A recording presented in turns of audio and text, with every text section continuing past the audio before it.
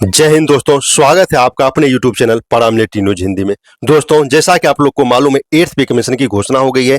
इसके board of member की भी घोषणा हो गई है। साथ ही साथ भारत सरकार ने 3 नवंबर 2025 को टर्म ऑफ रेफरेंस की भी मंजूरी दे दी है। लेकिन टर्म ऑफ रेफरेंस में एक लाइन ऐसा जोड़ा गया है, पेंशन के संबंध में ऐसे शब्दावली का प्रयोग किया गया है जो आपको जानना बहुत जरूरी है, जिस पर चर्चा होना भी बहुत जरूरी है। आज उसी पर हम चर्चा करेंगे, उसी को जानेंगे। पेंशन के बारे में क्या कुछ कहा गया है, क्या कुछ लाइन उसमें जोड़ा गया है। अगर आप हमारे चैनल पर नए हैं तो चैनल को सब्सक्राइब कर लें, वीडियो को अपने दोस्तों के साथ शेयर करें, बेल आइकन को दबाना ना भूलें। तो चलिए हम सीधे चलते 8th पे कमीशन के TOR में क्या कुछ कहा गया है, पेंशन के बारे में क्या कुछ उसमें जोड़ा गया है। जैसा कि आपको स्क्रीन पर दिख रहा होगा, ये टर्म ऑफ रेफरेंस है 8th पे कमीशन का।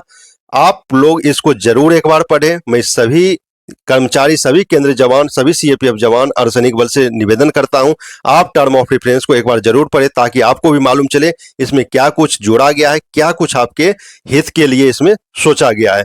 तो ये देख सकते हैं टर्म ऑफ रेफरेंस है, जहां पर भारत सरकार ने कुछ कंडीशन रखी है कि जब भी आप सिफारिश रिकमेंडेशन करेंगे किसी भी चीज का, किन किन चीज पर आप ध्यान रखेंगे, किन किन बातों का आप ध्यान रखेंगे। तो इसमें में 3 नंबर में लिखा गया है the unfunded cost of non contributory pension scheme. तो पहले हम नॉन कंट्रीब्यूटरी पेंशन स्कीम समझ लेते हैं ये क्या चीज है।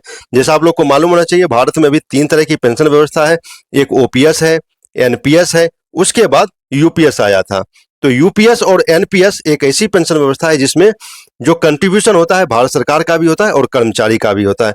लेकिन OPS एक ऐसी पेंशन व्यवस्था है जिसमें ना भारत सरकार अपना कंट्रीब्यूशन करते हैं, ना कर्मचारी अपना कंट्रीब्यूशन करते हैं। लास्ट में जो बेसिक पे होता है उस पर यह डिसाइड किया जाता है उसको कितना पेंशन मिलेगा, क्या कुछ होगा। तो ये नॉन कंट्रीब्यूटरी पेंशन स्कीम आप समझ गए। यहाँ पर OPS के बारे में बोला जा रहा है। आगे लिखा है द अनफंडेड कॉस्ट, मतलब OPS जो भी पेंशन व्यवस्था अभी चल रही है पेंशनर्स के लिए, उसका कोई अलग से फंड नहीं है, वो अनफंडेड है। जो बजट जारी किया जाता है उसी में से पेंशन पर भी खर्च किया जाता है। तो इस लाइन का जोड़ना कि unfunded cost of non contributory pension scheme, कहीं ना कहीं भारत सरकार एक सवाल खड़ा कर रही है पेंशनर्स के ऊपर कि जो भी इसमें बढ़ोतरी होने की संभावना थी उस पर एक अंकुश लगाया जा रहा है, और जो भी इसके बोर्ड ऑफ मेंबर है उस पर एक इसको ध्यान में रखते हुए कि कोई भी आप सिफारिश करते हैं बढ़ोतरी के संबंध में, कोई भी संशोधन करना है पेंशन में, तो आप इस चीज का ध्यान रखें कि इसका कोई फंड नहीं है, आप उसी अकॉर्डिंग इसका संशोधन करें, उसी अकॉर्डिंग आप सिफारिश भेजें। तो कहीं ना कहीं ये अंकुश लगा रहा है, जो भी इसके बोर्ड ऑफ मेंबर है उसका भी हाथ पकड़ा जा रहा है कि आप इस तरह का ध्यान में रखते हुए कुछ ना कुछ इसमें आप बढ़ोतरी जो भी करना है आप सोच समझ कर करें।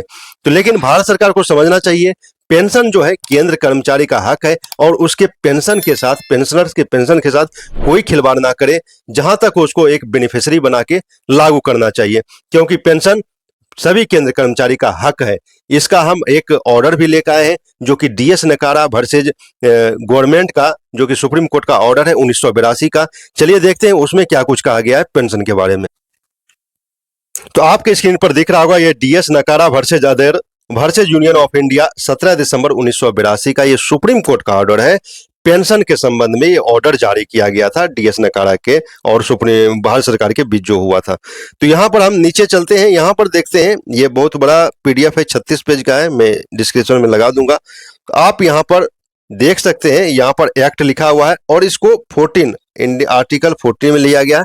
14 जो एक समानता का अधिकार है, तो केंद्र कर्मचारी को समानता का अधिकार मानते हुए ही पेंशन की व्यवस्था की गई थी, और इसको सोशल वेलफेयर मेजर्स भी माना गया। सामाजिक सुरक्षा के दृष्टि से भी पेंशन बहुत जरूरी है। आप इसको पढ़ लीजिएगा, मैं लगा दूंगा कि जो भी केंद्र कर्मचारी है जो पेंशन है उसका अधिकार है और सामाजिक सुरक्षा की दृष्टि से भी जरूरी है। लेकिन भारत सरकार ने इस बार टर्म ऑफ रेफरेंस में एक ऐसे लाइन का प्रयोग कर दिया है जहां कहीं ना कहीं एक संशय की स्थिति पैदा हो गई है सभी केंद्र कर्मचारी के बीच में।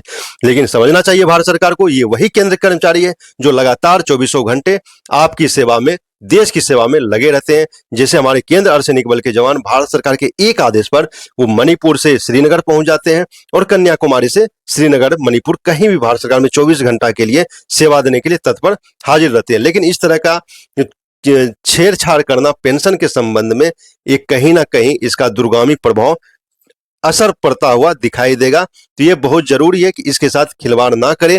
भारत सरकार पेंशन को बोझ ना समझे, ये कर्मचारी का हक है, उसको और बेनिफिशियरी बना के लागू करने का प्रयास करें। इस लाइन से तो अब यही प्रतीत होता है कि भारत सरकार अब इसको एक बोझ के रूप में देख रही पेंशन को। और जो ओपीएस की मांग लगातार चल रही है, हम लोग लगातार मांग उठा रहे हैं आप लोग के हक के लिए, तो उसमें भी कहीं ना कहीं अब एक रुकावट दिखाई दे रहा है कि अब पेंशन के प्रति सरकार की जो उदासीनता है अब वो साफ दिखाई दे रही है। लेकिन हम भारत सरकार से निवेदन करते, आग्रह करते हैं, पेंशन जो है पेंशनर्स का अधिकार है। केंद्र कर्मचारी हमारे केंद्र अर्धसैनिक बल के लिए बहुत जरूरी है।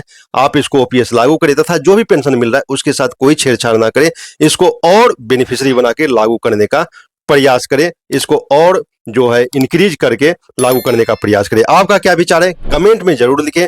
क्या टर्म ऑफ रेफरेंस में इस तरह का शब्द जो लिखा गया है इसको हटाना चाहिए, जो कि लगातार कई संगठन मांग कर रहे हैं?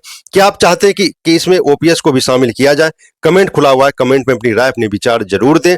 क्या कुछ आप समझ रहे हैं टर्म ऑफ रेफरेंस के बारे में, क्या कुछ आपका होना चाहिए इसमें? मिलते हैं नेक्स्ट वीडियो में नए अपडेट, नई जानकारी के साथ। तब तक के लिए जय हिंद।